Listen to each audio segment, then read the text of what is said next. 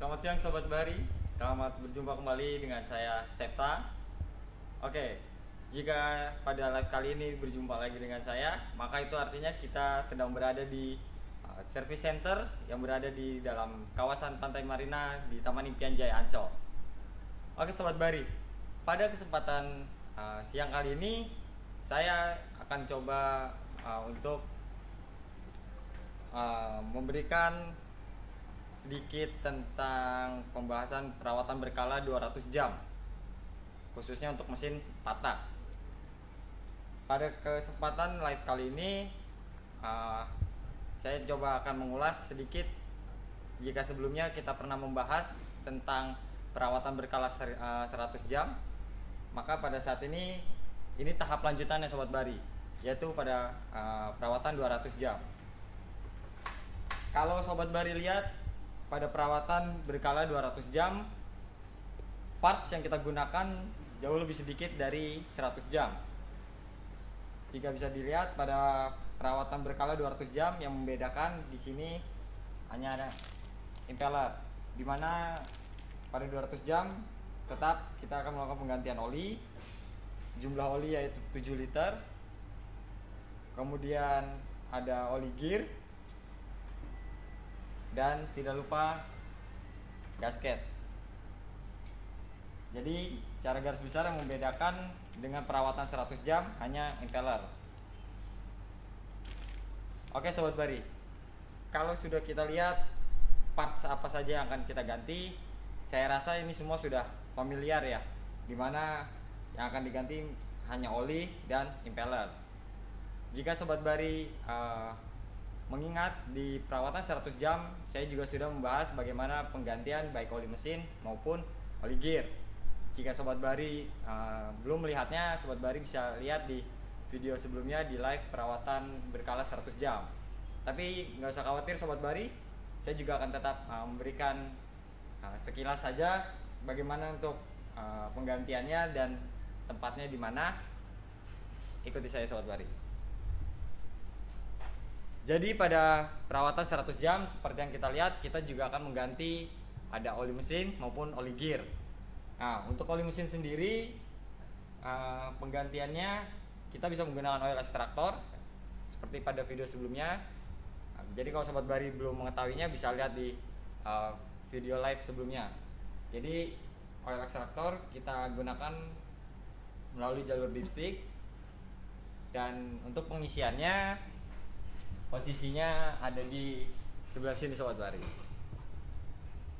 Jadi saya tidak akan mengulas lebih banyak lagi tentang penggantian oli karena itu sudah kita bahas sebelumnya Sobat Bari. Begitu juga untuk oli gear. Oli gear kita melakukan penggantiannya di bagian lower unit, di bagian bawah. Nah, untuk lebih jelasnya tadi Sobat Bari bisa lihat lagi di video sebelumnya ya. Jadi untuk penggantian oli saya hanya sekedar mengingatkan saja. Dan yang terpenting untuk di perawatan 200 jam ini, saya akan lebih menekankan kepada penggantian impeller.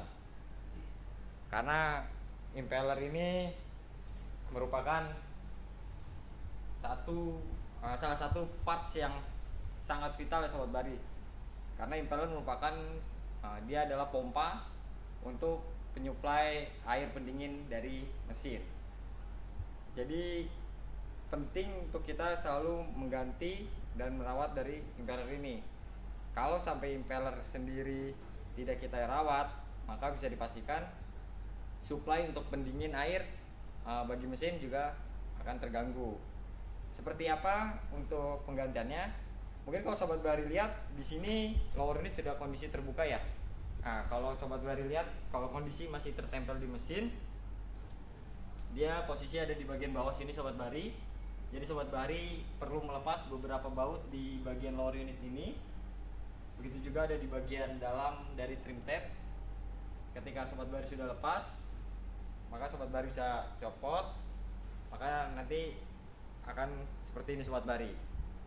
Jadi kalau banyak Sobat Bari yang bertanya di mana posisi impeller itu, jadi dia kalau lower unit belum terlepas dia tidak akan terlihat Sobat Bari. Maka kita harus perlu mencopot dari lower unit terlebih dahulu. Nah, setelah lower unit sudah terlepas, posisinya ada di mana? Jadi kalau sobat Bahari melihat ada bagian yang terlihat berwarna putih di bagian ini, maka impeller berada di bagian dalam. Nah, untuk melakukan penggantiannya sebetulnya cukup sederhana sobat Bahari. Cuma kita tetap harus berhati-hati. Oke, sekarang saya akan coba untuk praktekkan untuk pembukaannya ya sobat Bahari.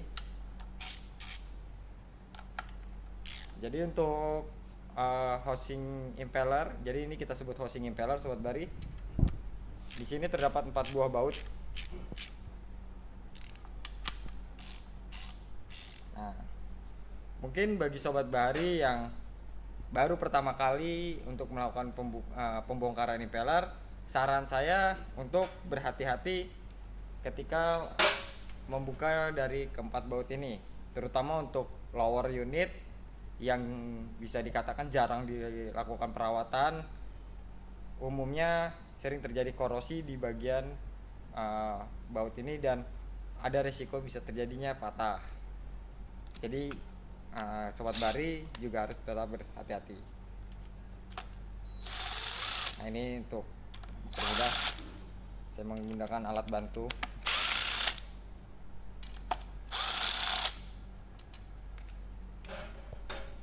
Nah, ketika semua baut sudah terlepas,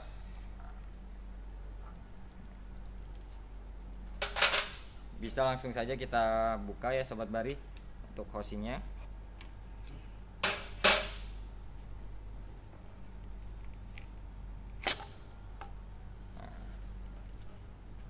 Ketika housingnya sudah terlepas, maka sobat Bahari bisa langsung menemukan bagian impeller di dalamnya. Karet hitam inilah yang kita sebut sebagai impeller. Dan ini dia berfungsi untuk menghisap air. Jadi menghisap air dari luar, itu air laut, air sungai. Dia hisap, kemudian dia distribusikan untuk dijadikan sebagai pendingin untuk mesin. Yang perlu diperhatikan ketika mengganti impeller yaitu terdapat di bagian plat di bawah ini sobat Bahari. Sebelumnya kita akan lepas dulu impeller sobat Bahari. Oke.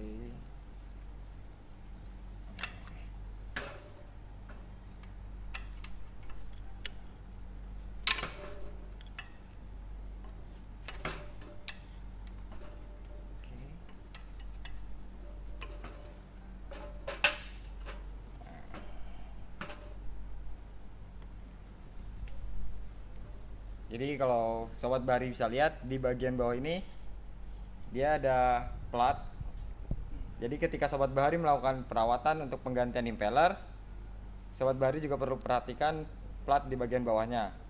Perhatikan apakah terdapat luka goresan atau ada luka dari haus akibat gesekan, itu perlu diperhatikan. Apabila sudah terdapat luka goresan maupun ada bekas haus dari gesekan impeller, ada baiknya untuk dilakukan penggantian. Karena apa sobat Bahari? Ketika sudah mulai ada luka gores atau bahkan ada luka dari haus akibat gesekan, bisa yang ditakutkan air tidak akan terisap sempurna sehingga suplai air akan berkurang walaupun sobat Bahari sudah melakukan penggantian impeller. Nah, kemudian kalau ini, nah sobat Bahari bisa perhatikan pada bagian drive shaft di sini terdapat satu buah key woodruff atau pada umumnya orang menyebut spee. Nah, spee inilah yang nantinya dia akan menahan dari si impeller. Oke. Terus ini. Jadi untuk key woodruff sendiri juga perlu diperhatikan ya sobat Bahari ya. Jika kondisinya sudah sedikit terkoyak, kalau sobat Bahari lihat, kalau ini masih cukup baik ya, masih dapat digunakan. Karena ada di beberapa kasus kondisinya sudah tidak layak, seperti banyak bagian-bagian yang sudah luka atau terkoyak. Nah itu bisa membahayakan, nantinya dia akan bisa merusak impeller itu sendiri. Kemudian untuk pemasangannya, jadi perlu dilihat sini sobat Bari, sebentar.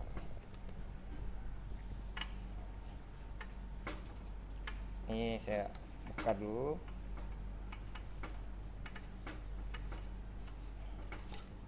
Oke.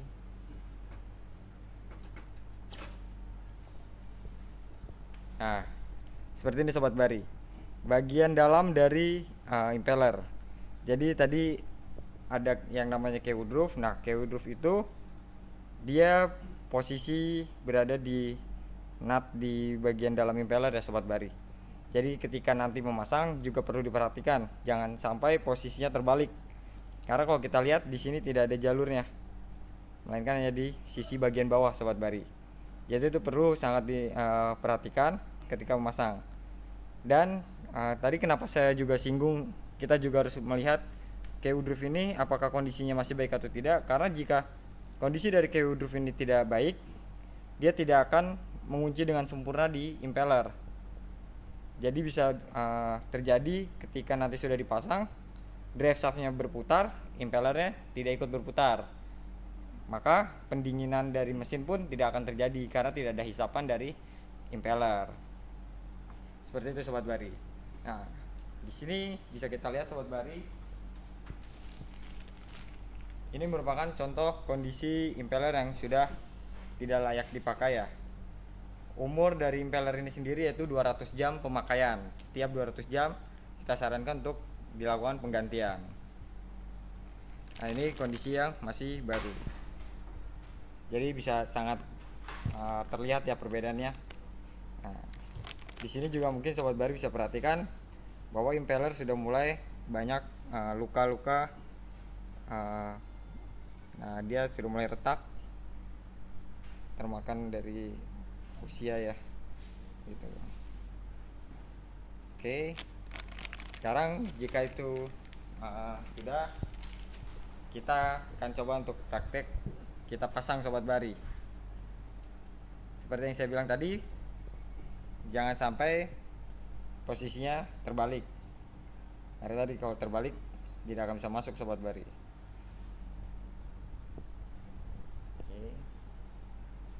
Dan satu hal, ketika memasang, beri sedikit pelumasan agar tidak terlalu seret ya.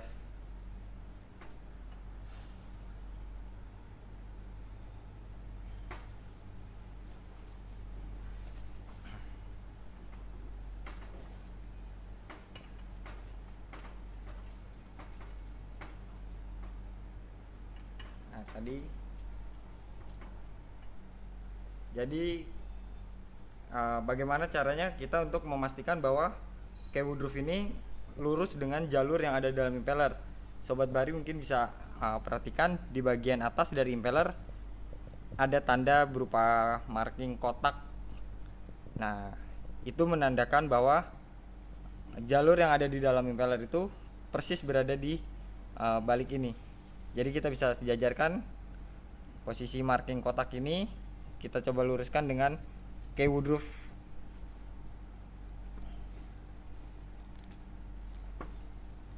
Nah, pastikan dia lurus.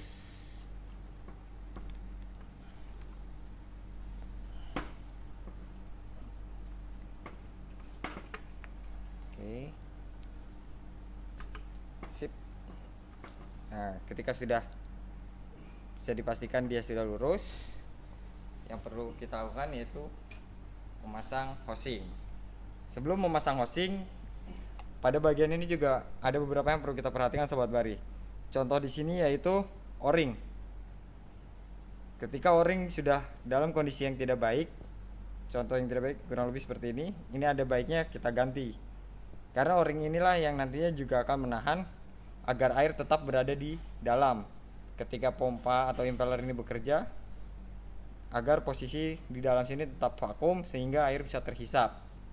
Jika O-ring dari housing ini sudah mulai seperti ini, sudah mulai haus seperti ini ya, sudah bekas-bekas tertekan, sudah keras, dikhawatirkan jika tidak diganti bisa timbul kebocoran. Akibatnya apa? maka tadi hisapan dari impeller ini tidak akan maksimal. Dan diperhatikan juga di bagian dalam ini ada housing plat stainless ya. Nah ini juga diperhatikan kondisinya. Jadi ketika nanti mengganti impeller, jangan beranggapan ganti impeller saja sudah cukup, tapi kita juga perlu mengecek bagian-bagian lainnya. Seperti tadi ada o-ring, platnya, kayak woodroof-nya, itu juga perlu kita perhatikan. Sama juga di bagian atas, di sini ada beberapa oil seal ya, ini juga perlu kita cek. Seperti itu. Nah, untuk pemasangannya sendiri, di sini apabila kondisi dari impeller ini masih baru, otomatis dia posisinya dia akan cenderung masih lurus ya. Jadi yang perlu kita lakukan yaitu sambil memutar si drive shaft dan menekan housing secara bersamaan. Kita putar dan kita tekan.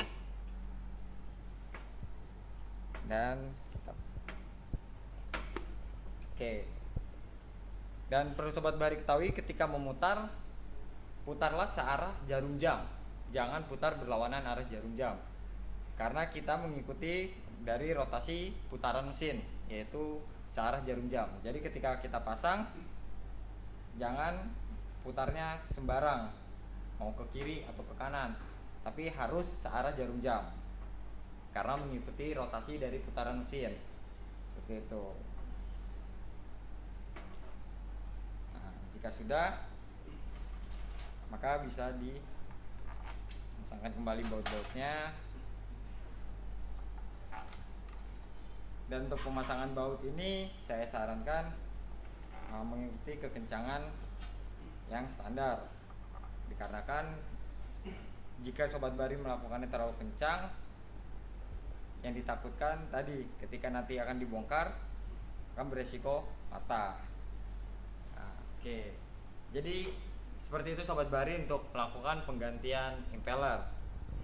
Dalam melakukan penggantian impeller, saya rasa sobat Bahari semua bisa ya melakukannya di rumah, maksudnya melakukannya secara mandiri. Jadi tidak terlalu sulit. Dan bagi sobat Bahari mungkin yang belum tahu, saya ulangi lagi bahwa impeller berada di lower unit. Jadi kalau sobat Bahari untuk melakukan penggantiannya, sobat Bahari lepas dulu lower unit, baru sobat Bahari bisa menemukan bagian dari lower unit, dari impeller. Dan poin-poinnya tadi, ketika memasang impeller, perhatikan posisinya, kemudian cek juga part-part lainnya selain impellernya, dan ketika memasang jangan lupa untuk diputar searah jarum jam sambil ditekan housingnya. Jadi untuk live di perawatan berkala 200 jam kali ini sobat Bahari, pada impeller lah yang saya akan lebih tekankan. Jadi itu saja yang bisa saya sampaikan. Kurang lebihnya saya mohon maaf, dan tetap jaga kesehatan, tetap jaga kebersihan, dan sampai jumpa pada live berikutnya. Senyum Bahari, senyum Indonesia.